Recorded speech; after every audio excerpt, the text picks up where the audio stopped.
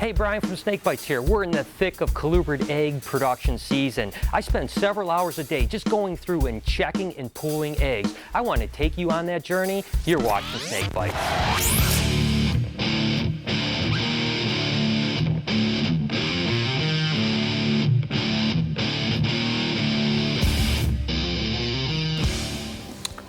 We're in the thick of colubrid egg production season, but you can't set up snake eggs without egg boxes. Now with colubrids, we actually use vermiculite instead of hatchite. I prefer hatchite, but the cost is really expensive. So I use it for all my pythons, but when it comes to colubrids, it's just cost effective for me to buy these big bags of vermiculite and mix them up on my own.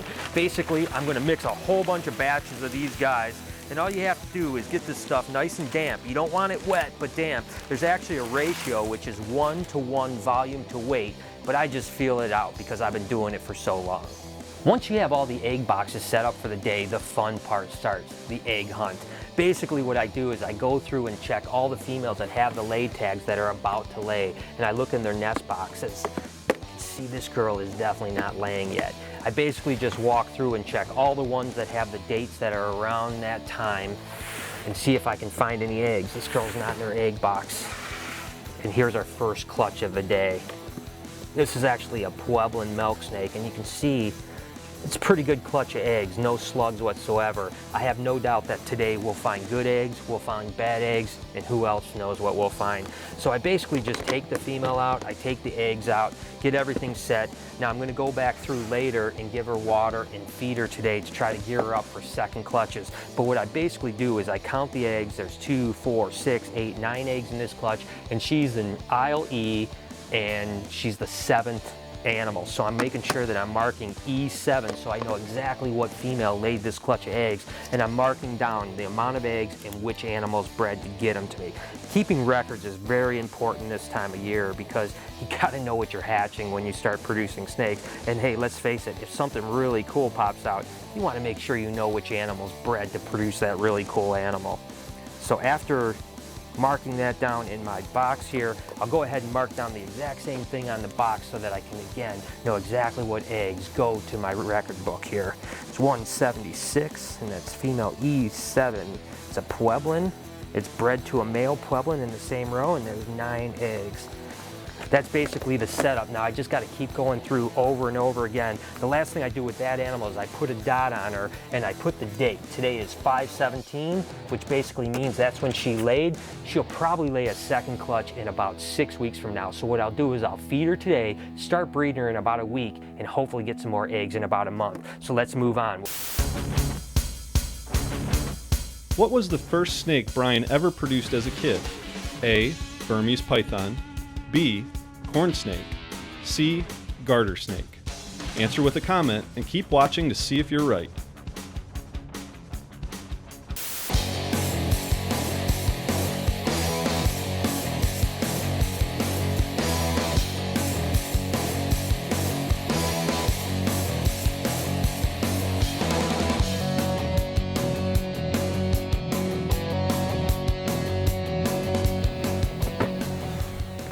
See what we got here. As you can see, things don't always go perfectly with eggs, and although this is a perfectly good clutch, you can see one of the eggs actually broke while she laid it. You can see right there, and see all this is actually albumin that has leaked onto those eggs. Very important to, number 1, get this bad egg off, and number 2, get all that albumin cleaned up because it will kill the good eggs.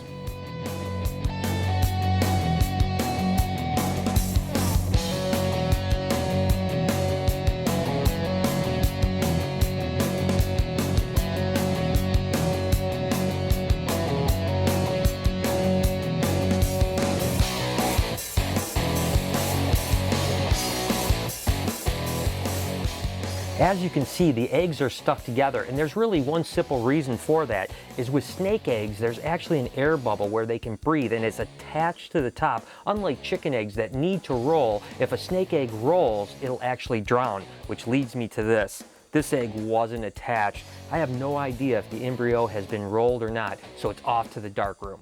All you need is the egg, a good flashlight, and a dark room. All you have to do is put the flashlight up to the egg, and as you can see, there's that red dot at the very top with a network of veins. That's actually the air bubble where it needs to breathe, and that needs to be facing top. Keep in mind, you don't want the flashlight to be on the egg for too long. It will heat up the egg and kill the embryo.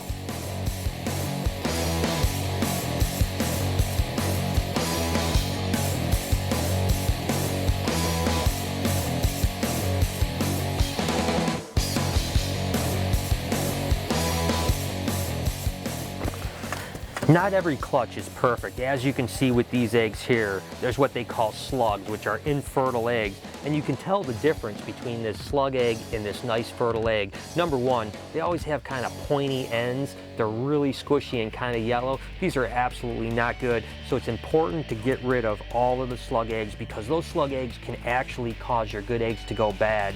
So you definitely want to get rid of them. But with colubrids, the majority of our production comes out fertile, but every now and then you get a clutch like this that's got 2 or 3 or 4 slug eggs.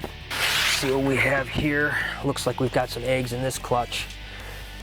All right. You know what? This is a perfect thing that I want to show you guys. Things don't always go perfect when you're breeding snakes.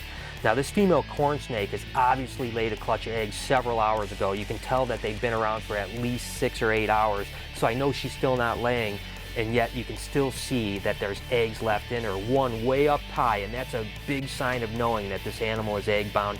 And then there's actually another egg that's still a good inch away from her anal vent. Basically, again, it's a term called dystocia, which means egg binding. What probably happened is one of 3 things. There's either a fold in the oviduct and the eggs are caught, a twist in the oviduct and the eggs are caught, or what we really don't want to have happen is actually a tear in the oviduct and the egg has moved into the body cavity.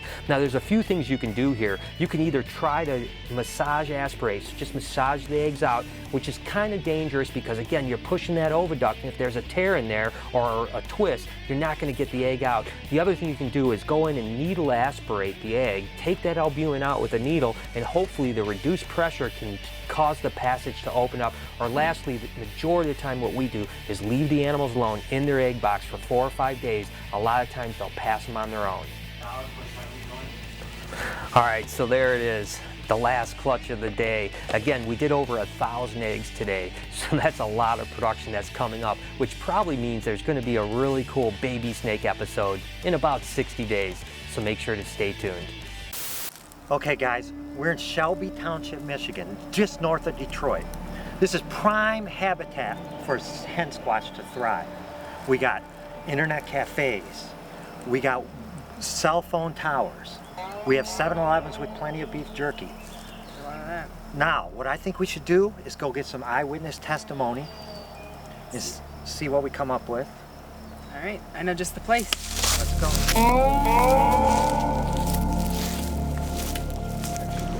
We're here at the Shelby Township 7-Eleven where there's been some hen squatch sightings nearby, and I'm talking to one of the employees here to see, have you ever heard of the hen squatch? Oh yeah, definitely. Who hasn't? Okay, have you ever had any personal experiences with him? Not personally, no, but on the night shift they say that a lot of the beef jerky goes missing and it's attributed to the hen squatch. That is a sure sign of some hen squatch activity. I have a feeling we're on the right track here. Hold on, Sam, hen dog bait. All right, perfect. All right, that's it. You might need it for later.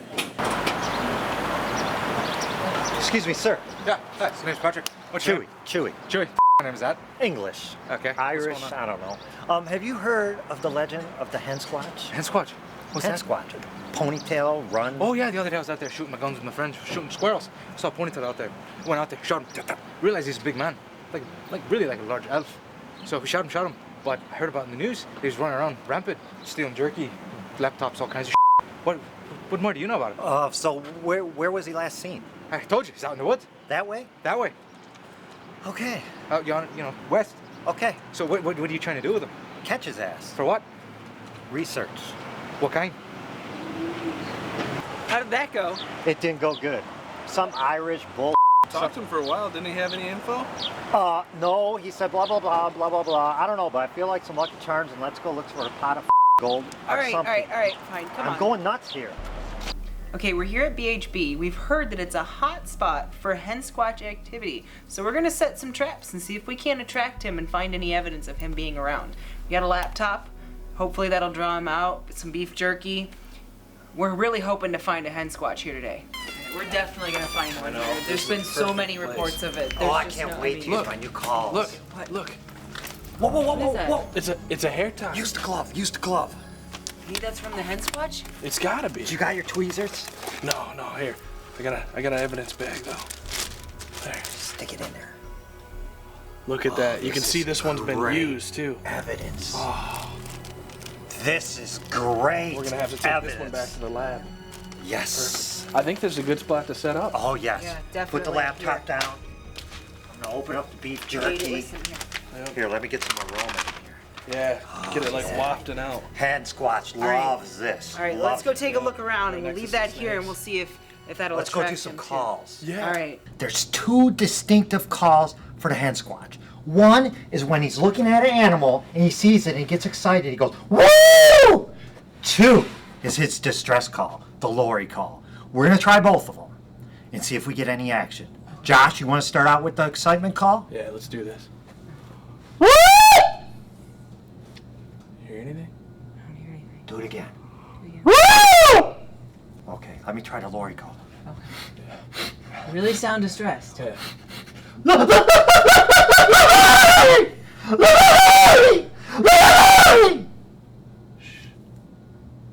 I don't hear anything. One more. You know what? I heard if we knock with the snake hook and he hears the snake hook, he gets all excited. I've heard that too. You want to try that? Yeah, let's do it. Let's do it.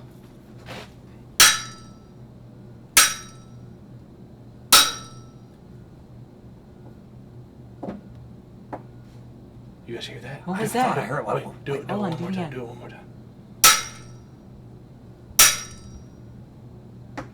I heard it. Let's go. It's over there. Go. Guys, look, the beef jerky is gone. The computer, it's on. It's on Twitter. Oh my God. Did you find him? Did you find anything? Nothing. We must have just missed him. He was here. All right. Okay, so we didn't actually see the hen squatch, but come on, look at all the evidence we found. The hair tie, the banging. Come on, the stupid, the beef jerky's gone and it's on Twitter? Are you kidding me? Okay, we might not have seen him, but that's a lot of evidence. What do you guys think? Think there must be a hen squatch in this shop.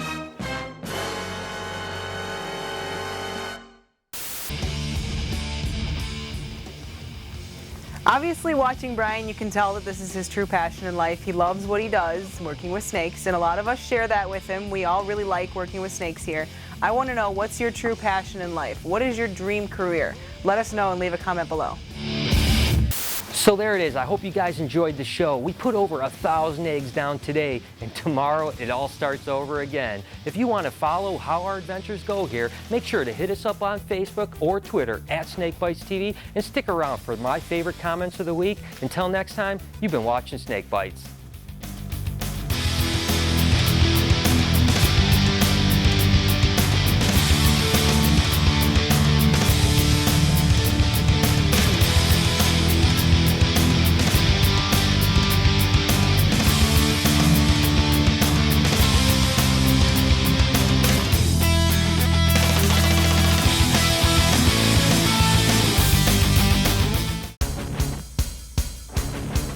What was the first snake that Brian ever produced as a kid? If you guessed B, corn snake, you're correct. If you got it wrong, well, maybe watch some other episodes.